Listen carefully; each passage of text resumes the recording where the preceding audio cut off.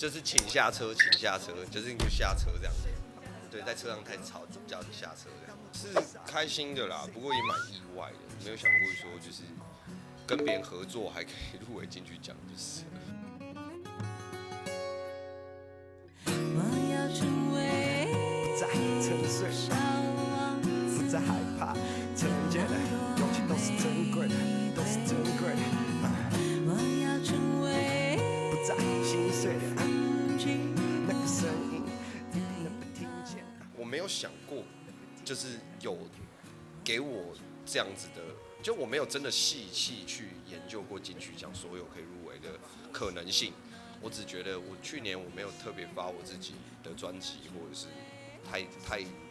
太怎么样的歌，对，我就只是觉得，哎，做完这首歌我还蛮开心的，然后有得这么多奖，然后又有入围金曲，我觉得是蛮开心的，就是开心，但是真的是意外，对，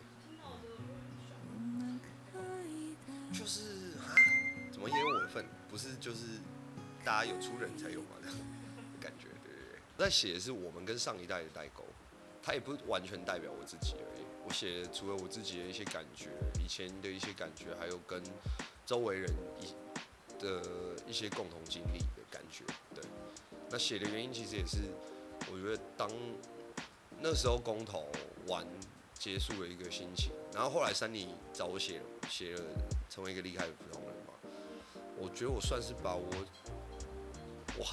很多的那时候的心情放在那首歌里面，所以我鸡同鸭讲提的部分就稍微少了一点，就真的在讲代沟这件事。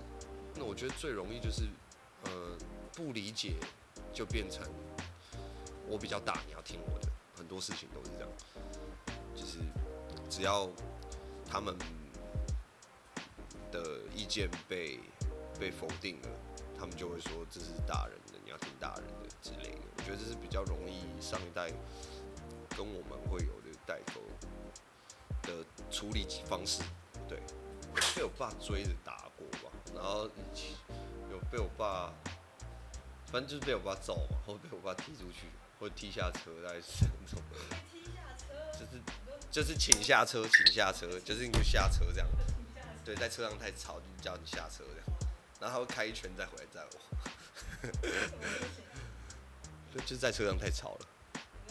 对，对我跟我弟玩啊，玩到被叫下车这样。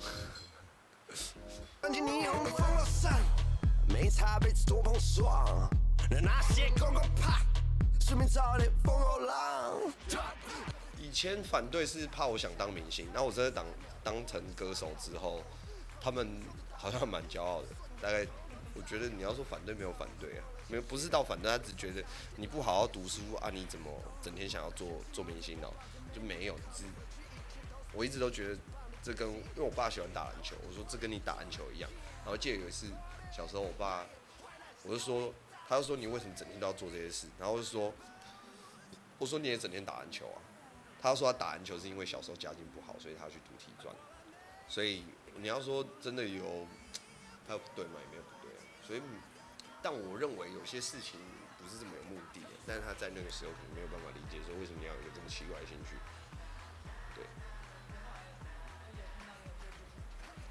我觉得其实也不是主要是做出成绩，做出成绩当然开心，但是主要是可能他们以前把我想的就是可能没有什么担当啊等等的，但是后来从一些真的事情发生的时候，我可以做到的部分有蛮大的观念改变吧。